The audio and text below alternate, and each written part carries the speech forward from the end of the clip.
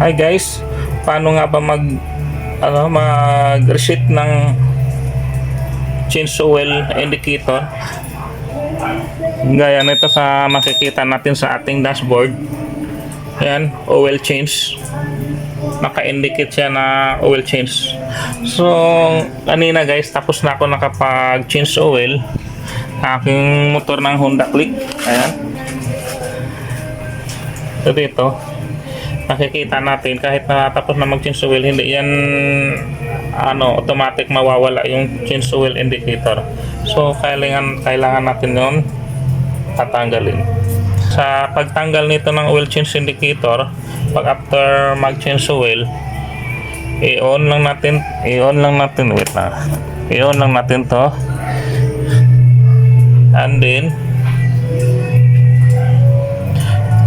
pindutin lang natin tong ilong press lang natin yung seat. Ayan yan. Ilong press lang natin to yung seat ng ilong press lang natin to.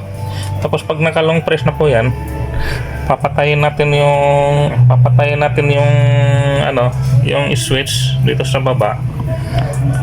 Ayan, papatayin natin to ng 5 seconds. 1, 2, 3, 4, 5. Then saka natin to i-on. Ayan. So tingnan natin. Ayan. Nawawala na po siya guys. So nakikita natin na nawawala ng oil change indicator. So dito,